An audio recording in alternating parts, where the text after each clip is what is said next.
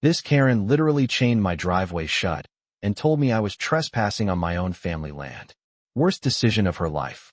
I'd been gone 3 years and came home to find steel chains blocking the mountain road my great-grandfather built in 1923. While I was away, 8 multi-million-dollar mansions had sprouted in my pristine Colorado Valley. The crunch of gravel under my boots should have felt like home. Instead, some woman's overpowering designer perfume choked the crisp pine scent as she climbed out of her white Range Rover. Blonde bob, clipboard weapon, attitude sharper than broken glass. Well, the hermit returns. This is private property now, and you're trespassing. I kept my voice dead calm. Ma'am, that's my cabin up there. My family's owned this land since 1923. Her smile could have frozen lava. Not anymore, it isn't. Here's what this HOA queen didn't know. I didn't just own that century-old cabin. I own the mineral rights under every single one of her precious mansions. My name's Declan Forrester. Deck to anyone who's not trying to serve me legal papers. I'm 48, spent most of my adult life working oil rigs from Texas to North Dakota. The kind of work that leaves your hands permanently stained black and your back screaming by 40. My great-grandfather homesteaded this valley in 1923. 320 acres of pristine Colorado wilderness, anchored by a hand-built log cabin tough enough to survive nearly a century of mountain storms. Then my mom got Alzheimer's. Suddenly, I was sending every paycheck to Denver's best memory care facility, working North Dakota's fracking fields while she slowly forgot my name. She passed 6 months ago. With funeral arrangements settled, I was ready to come home and remember how to be human again. The valley that greeted me looked like a luxury magazine threw up on my childhood. Where wildflower meadows used to bloom, perfect green lawns stretched like artificial carpets. 8 glass and steel monstrosities dominated the landscape, each worth more money than my family had seen in 3 generations. Ruling over this environmental crime scene was Vivian Ashworth. Picture your worst HOA nightmare. Give her a Dallas real estate license and enough money to buy a small country. 54 years old, blonde bob sharp enough to cut glass, and the kind of smile that says she's calculating your net worth while pretending to care. After our roadside meet cute, Queen Viv handed me a manila envelope thicker than a phone book. 47 separate violation notices for the cabin that predated her great-grandparents by 50 years. Non-compliant roof color. My great-grandfather's natural cedar shingles weathered to beautiful silver gray didn't match their architectural palette. Unauthorized outbuildings. That would be the 1920s root cellar that kept my family from starving during the Great Depression. Landscaping violations because God's own wildflowers aren't on their approved plant list. The grand total, $73,500 plus $500 per day until I achieved compliance. The paperwork gave me 30 days. Pay up or face property lien and foreclosure. That evening, I drove to the county courthouse. Jolene Carpenter was locking up, been clerk there since Carter was president. Dec Forrester, she said, her smile mixing warmth with sympathy. Welcome home, honey. I'm real sorry about your mother. I asked about the HOA filings. Jolene's expression shifted to funeral director serious. Lot of politics around that development. Things got rushed through faster than a greased pig at county fair. The HOA covenant documents filed just 18 months earlier read like a dictator's wet dream. But here's where it got interesting. My signature was nowhere on those documents. Knowledge nugget. In Colorado, HOA covenants require unanimous consent from all affected property owners to be legally binding. Driving home under stars clearer than my legal situation, one question burned in my brain. How does a brand new HOA claim authority over a century-old homestead they can't legally touch? A week later, I'm enjoying morning coffee when expensive tires crunch on gravel. 3 vehicles roll up like a suburban invasion force. Viv's Range Rover leads, followed by 2 BMW SUVs packed with people clutching clipboards and cameras.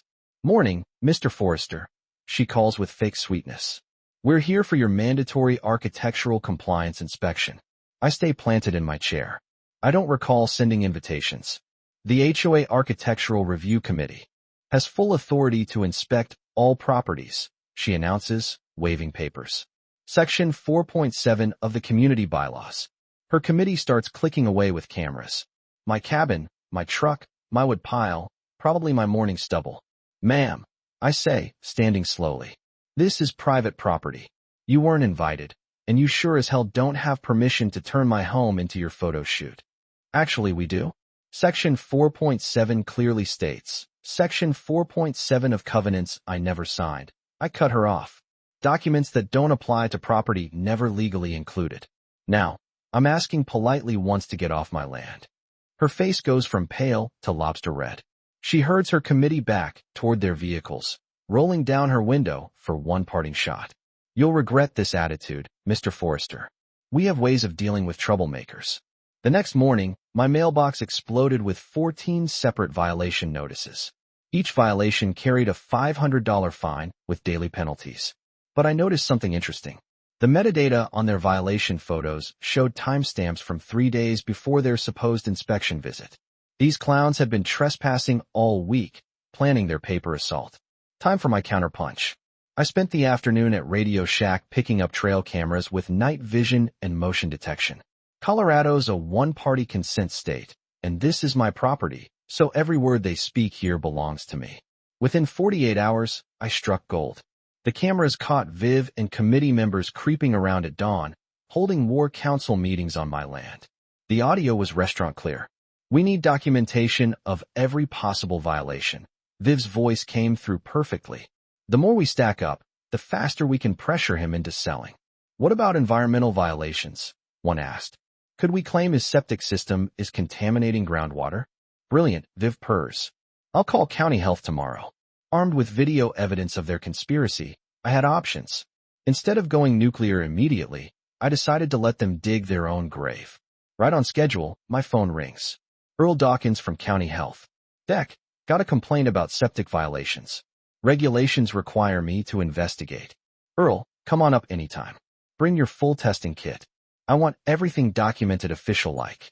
3 hours later, Earl's shaking his head.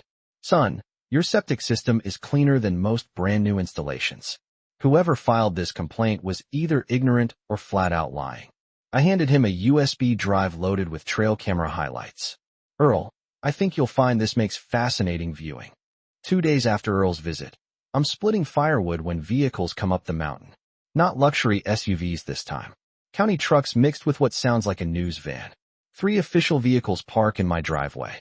County Health, building inspector, and a state environmental compliance officer.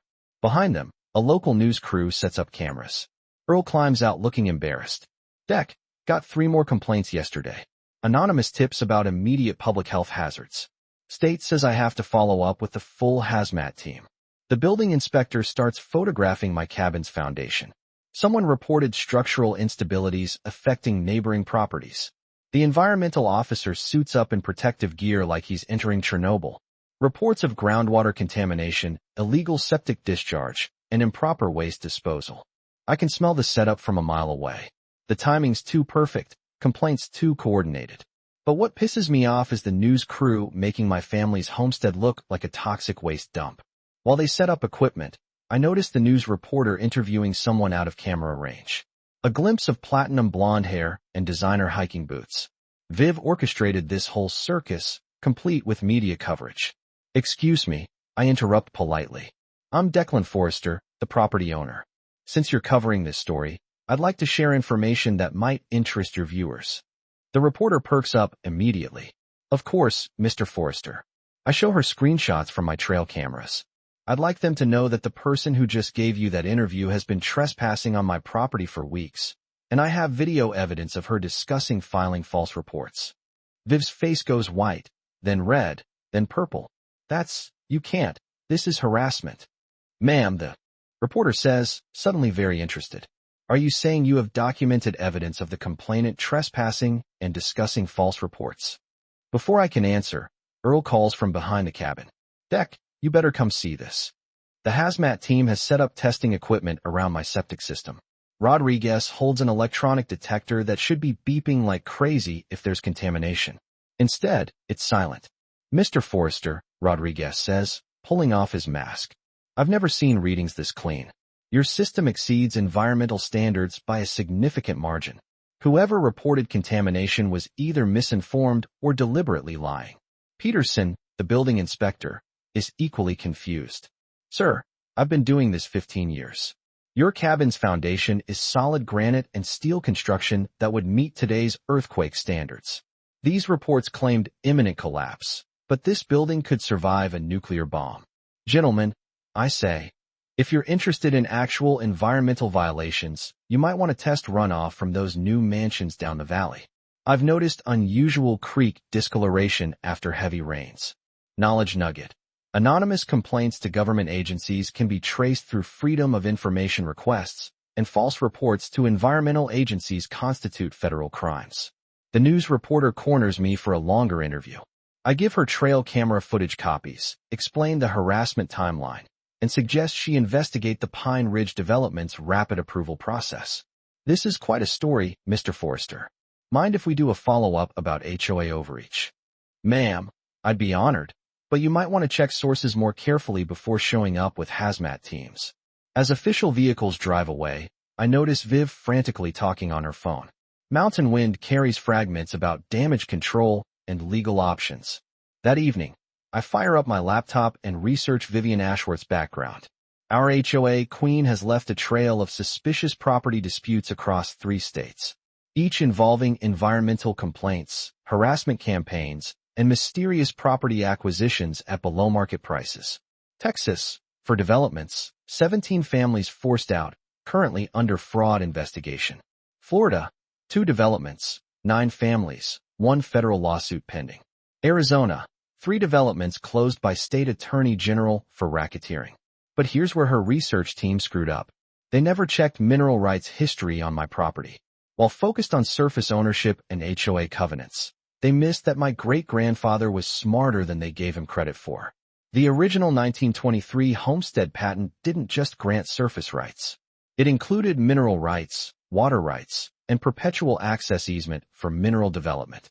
Every single mansion foundation sits on top of my mineral rights. Knowledge nugget. Mineral rights are separate from surface rights and often trump HOA covenants, local zoning laws, and government regulations because they're protected by federal mining law dating back to the 1800s. The next morning, I wake to find my power cut off. Someone called the electric company claiming dangerous electrical violations requiring immediate disconnection for public safety. The automated system informed me that service was suspended pending HOA approval for reconnection. HOA approval for electricity on my own property. A certified letter arrives hand-delivered by some law firm courier. The envelope's thick as a novel, printed on letterhead expensive enough to feel the money. Ashworth, Sterling and Associates, Real Estate Law. Inside, 47 pages of legal jargon demanding $250,000 in damages and compliance fees, or they'll sue me into the Stone Age. The letter gives me 72 hours to respond. The law firm's address is downtown Denver, and their senior partner is Rex Sterling, as in Rex Sterling, husband of Vivian Ashworth. While reading their legal threats, I notice something that makes me smile. The lawsuit claims damages from January 1st, but according to county records, I didn't return to Colorado until March. They're claiming 6 months of property value damage from a guy who wasn't even in the state. Time for my counter-research phase. I spend the day at county library, their internet faster than my cabin's spotty connection. What I find makes my oil rig days look like kindergarten for complexity and corruption. Vivian Ashworth has been running the same scam across multiple states for nearly a decade.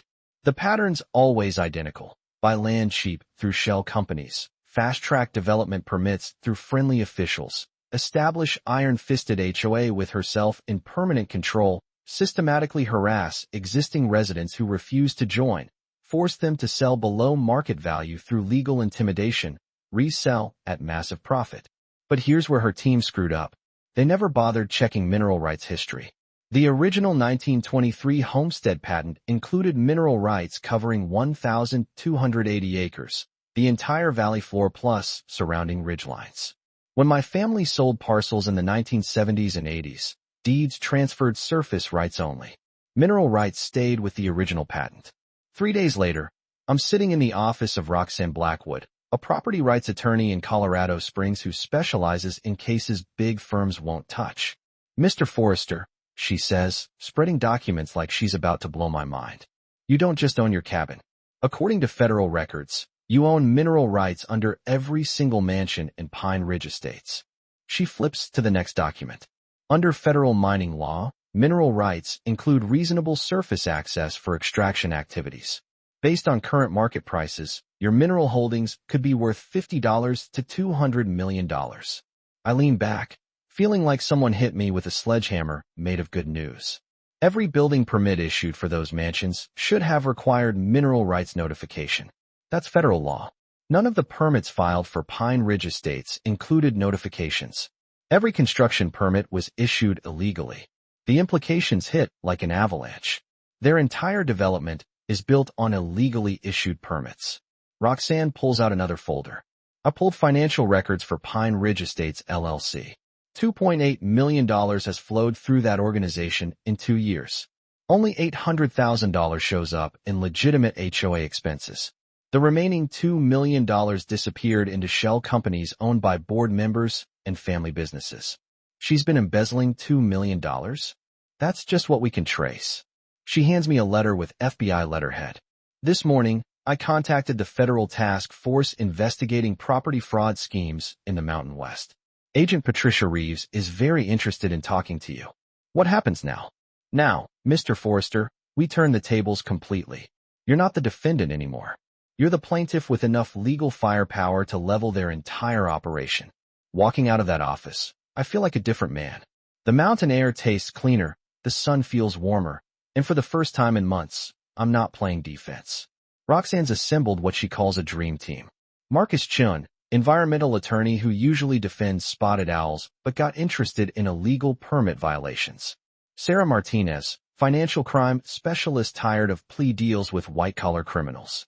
Jake Morrison, former FBI agent turned private investigator specializing in multi-state fraud. We've identified similar operations in Texas, Florida, Arizona, and New Mexico, Jake says, showing a digital map that looks like something from a spy movie. Total estimated fraud across all jurisdictions. Conservative estimate $12 million over 8 years. Marcus opens his laptop to satellite imagery of Pine Ridge Estates. Environmental violations are extensive. Illegal grading altered natural water flow patterns.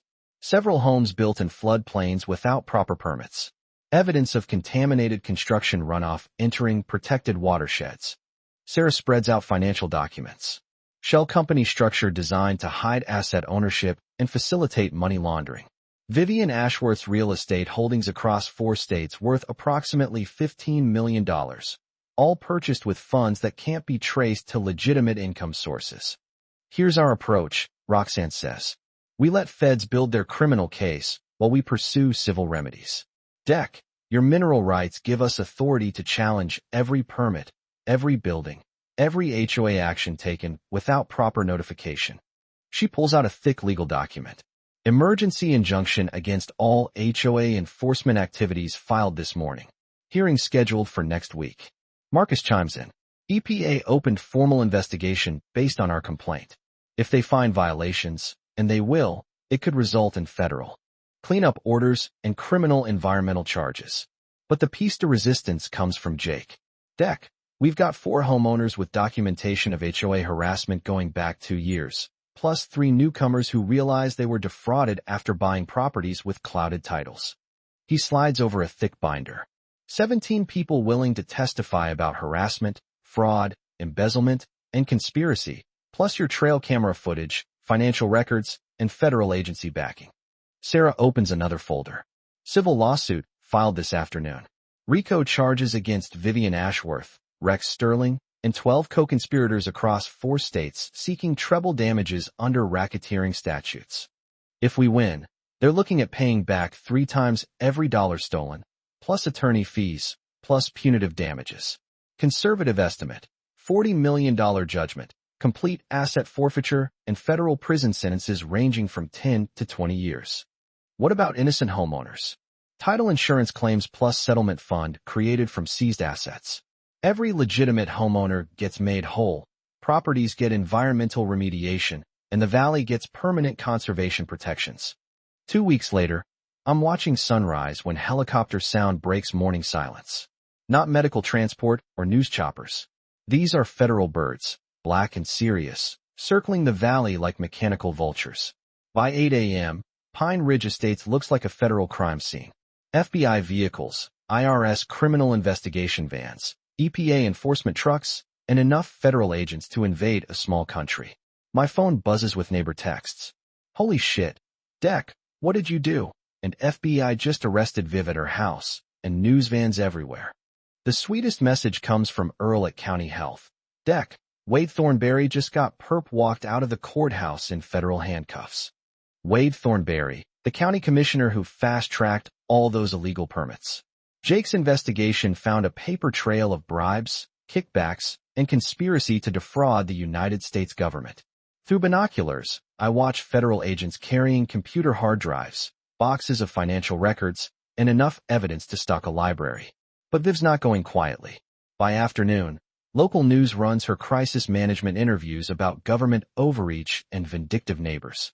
The story she's pushing is that I'm some dangerous loner who manipulated federal agencies into harassing innocent community leaders. The irony's thick enough to choke on. But her media strategy has one fatal flaw. She doesn't know about trail camera footage we haven't released yet. That evening, Jake calls with an update. Deck, remember those 3 people who tried to burn down your cabin? One got arrested boarding a flight to Mexico with $50,000 cash and a fake passport. Turns out Viv hired them through her cousin's security company in Dallas. Same crew doing intimidation work for her other fraud operations. Guy's testimony puts Viv at center of conspiracy including arson for hire, witness intimidation, bribery of public officials, and what feds are calling domestic terrorism for using government agencies as weapons against private citizens. Around midnight, my trail cameras detect movement. 3 vehicles with lights off approaching the valley. I key the radio. FBI command. This is Forrester. 3 vehicles approaching with lights off, moving tactical. Copy, Forrester. Maintain position. Do not engage. Federal units moving to intercept. By dawn, the mysterious vehicles had vanished. Agent Reeves calls at 7 a.m.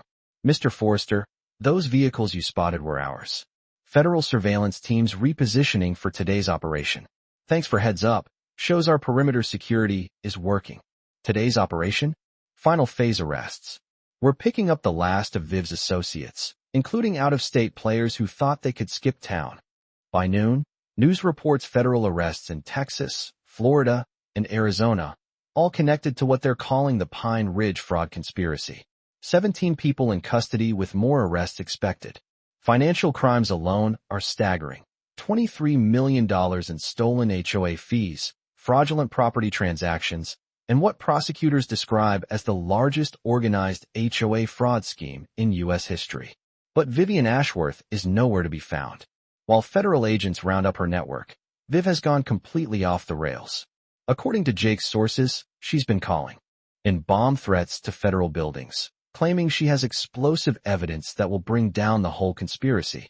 She files a $100 million lawsuit against me, the FBI, EPA, and unknown federal conspirators for malicious prosecution and destruction of her legitimate business enterprises. The lawsuit is 47 pages of paranoid rambling claiming I'm secretly a federal agent planted to destroy her development through illegal surveillance and environmental terrorism. Jake calls that afternoon. Deck, you need to hear this. Viv's been calling county officials claiming she has smoking gun evidence of federal conspiracy to steal her property. She's demanding they arrest you for treason against Colorado. Please tell me they're not taking her seriously. After federal agents arrested their commissioner for bribery, county officials are avoiding her calls like plague. But here's the concerning part. She's been trying to hire private security firms to protect her constitutional rights and defend against federal tyranny. That evening, I noticed fresh tire tracks near my property line from heavy vehicles that came and went while I was in town. My trail cameras should have caught anything, but there's a 2-hour gap where cameras mysteriously malfunctioned. Professional jamming equipment. I immediately call Agent Reeves. I think I've had professional visitors today.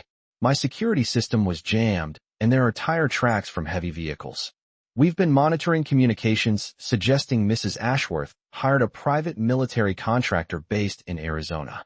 Former Special Forces guys specializing in asset protection and intelligence gathering for wealthy clients facing legal problems. The next morning brings news making the situation even more surreal. Viv has called a press conference to announce she's filing for political asylum in Mexico, claiming persecution by what she calls the American deep state environmental terrorism complex. Her escape plan hits a snag when customs agents at Denver International arrest her boarding a private jet with 2 suitcases full of cash, gold coins, and bearer bonds worth approximately $3 million. Federal charges keep piling up: money laundering, tax evasion, attempting to flee prosecution, and unlawful export of monetary instruments.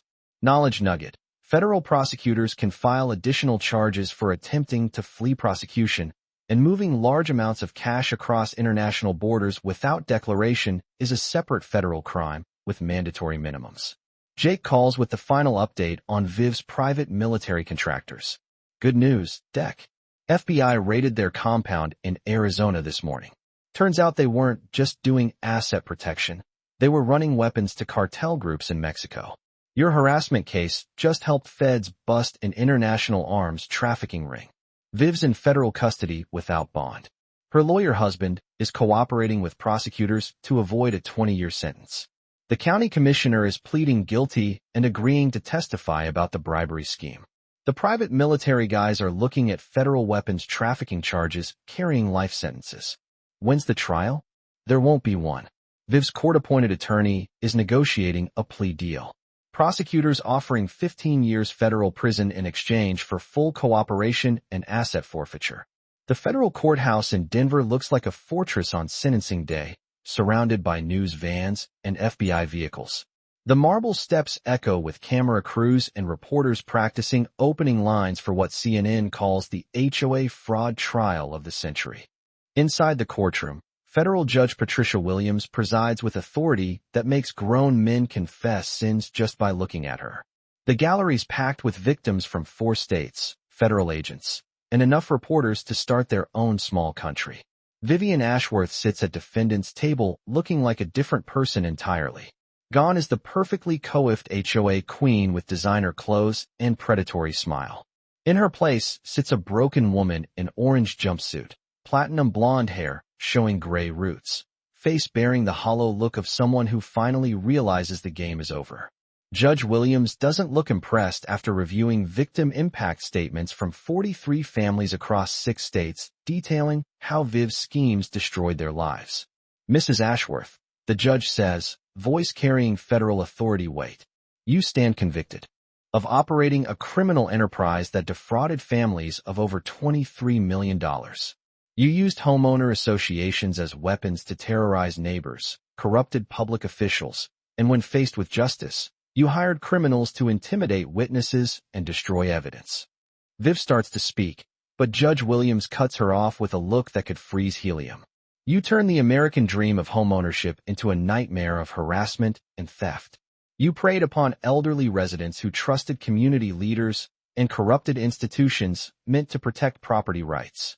The courtroom is silent except for ventilation hum and reporter pen scratches. Mrs. Ashworth, this court sentences you to 25 years in federal prison without possibility of parole, followed by 10 years supervised probation. You will pay restitution of $69 million, representing treble damages under federal racketeering statutes. The number hits like a physical blow. $69 million. Viv's face goes white, then gray, then she slumps like someone cut her puppet strings. Additionally, all assets connected to your criminal enterprise are hereby forfeited to the United States government for victim compensation. This includes all real estate holdings, bank accounts, investment accounts, jewelry, vehicles, and any other assets acquired through criminal proceeds. Viv finally finds her voice, pure unfiltered desperation pouring out. Your Honor, this is persecution. I was protecting property values. I was trying to build a community. That mountain man destroyed everything with his lies and federal conspirators. I demand a retrial. I demand, Mrs. Ashworth. Judge Williams interrupts with ice-cold authority. You demanded many things over the past 3 years. You demanded neighbors surrender property rights. You demanded elderly residents pay illegal fees. You demanded government officials ignore law to serve your interests. Today, I demand justice for your victims. Bailiff, please remove the defendant. As federal marshals escort Viv from the courtroom, she turns toward the gallery with wild eyes. scanning until she finds me in the third row. "This isn't over, Forrester," she screams, voice cracking. "You think you won, but you've destroyed everything. You've ruined families. Her voice cuts off as courtroom doors close, leaving only the echo of her breakdown and camera shutters capturing the final moment of the Pine Ridge fraud queen's reign of terror. Agent Reeves stands and addresses the room. "Ladies and gentlemen, this concludes the largest HOA fraud prosecution in United States history. Thanks to witness courage and victim cooperation across multiple states, we've dismantled a criminal enterprise and recovered assets for full victim compensation." As we file out, Roxanne puts her hand on my shoulder. "Deck, how does it feel to bring down a criminal empire?" I look up at Colorado's sky, breathe in air that smells like freedom and justice, and give her the only answer that matters. Feels like I can finally go home. 6 months later, I'm sitting on my cabin porch with real electricity, hot coffee, and the satisfaction of watching the valley heal itself. The morning air carries wildflower scent returning to meadows, where Viv's manicured lawns used to assault the landscape. The federal asset forfeiture turned into Colorado's largest victim compensation fund in history. Every defrauded family received full restitution plus damages. Elderly residents who lost life savings got money back with interest. Young families who nearly lost homes are now debt-free. The Pine Ridge development itself has been transformed from Viv's environmental crime scene into a model sustainable community. EPA cleanup removed contaminated soil, restored natural water flow patterns, and established conservation easements protecting the valley forever. The 8 mansions that violated every environmental law have been renovated with solar panels, geothermal heating, and landscaping working with nature instead of fighting it. Most importantly, the new community operates as a voluntary homeowners association with rotating leadership, transparent finances, and bylaws that would make constitutional lawyers weep with joy. No mandatory fees, no architectural Nazis, no power-hungry dictators masquerading as community leaders. The real victory came 3 months ago when we established the Pine Ridge Community Foundation using forfeited assets. The foundation provides college scholarships for local kids pursuing environmental careers, funds habitat restoration throughout the valley, and operates what we call the Mountain Veterans Retreat Program. Every month, combat veterans dealing with PTSD, depression, or civilian life challenges can spend a week at the cabin learning sustainable living, wilderness survival, and what my grandfather would have called the art of being usefully self-reliant. No group therapy, no corporate wellness, just honest work, mountain air, and peace that comes from chopping your own firewood and catching your own dinner. The program is funded entirely by Viv's forfeited assets, which means her criminal enterprise now pays for veterans to heal in the place she tried to destroy. Poetic justice doesn't get more perfect. Roxanne stops by this afternoon with news making the whole saga feel complete. Deck, remember those other HOA fraud schemes we uncovered? Federal prosecutors just announced indictments in Texas, Florida, and Arizona. Your case opened the floodgates. Victims too scared to speak before are coming forward with evidence. She hands me a newspaper with headline making me smile. Colorado mountain man stand against HOA tyranny sparks nationwide reform movement. You've become something of a folk hero. Property rights organizations are calling you the patron saint of homeowners fighting HOA abuse. The article mentions legislation being introduced in 12 states to strengthen homeowner protections against HOA overreach. Federal lawmakers are considering the Forrester Act, requiring mineral rights notification for all development projects and establishing federal oversight of HOA financial practices. Tonight, the valley is quiet except for natural sounds. Creek water over rocks, wind through pine trees, the distant call of an owl hunting in moonlight. No generators humming harassment campaigns, no expensive vehicles crunching gravel to deliver legal threats, no clipboard-carrying suburbanites photographing century-old cabins like environmental disasters. Just peace. Jake calls as I'm watching sunset paint mountains gold and purple. Deck, thought you'd want to know. Rex Sterling, Viv's lawyer husband, just got sentenced to 12 years federal prison. Judge said using legal credentials to facilitate organized crime was special betrayal, deserving enhanced punishment. The last domino falls. Here's the best part, Jake continues. Prison officials assigned Viv to work detail in the laundry facility. After 25 years of ordering people around, she's spending her days washing other inmates' clothes. As I'm settling in for the evening, my phone buzzes with a message stopping me cold. It's from a combat veteran in Montana asking for advice about an HOA trying to force him off land his family has owned for generations. The pattern sounds familiar. Harassment campaigns, frivolous fines, coordinated legal threats designed to break someone who just wants to be left alone. I pour another cup of coffee, fire up the laptop, and start typing a response. Because if there's one thing I learned from this experience, it's that bullies only win when good people stay isolated and afraid. The Pine Ridge Valley is healing. Justice has been served, and Vivian Ashworth is spending the rest of her natural life as a federal inmate. But the fight for property rights and community decency is bigger than one corrupt HOA queen and her criminal enterprise. Time to help the next mountain man stand his ground. Share your own HOA nightmare stories in the comments below. Let's make sure other communities don't have to endure what Pine Ridge Valley went through. Hit that subscribe button if you want more David versus Goliath justice stories, proving sometimes the little guy really can win.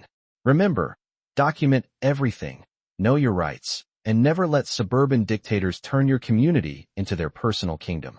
The law is on your side, even when it doesn't feel that way. Justice, mountain style. Case closed.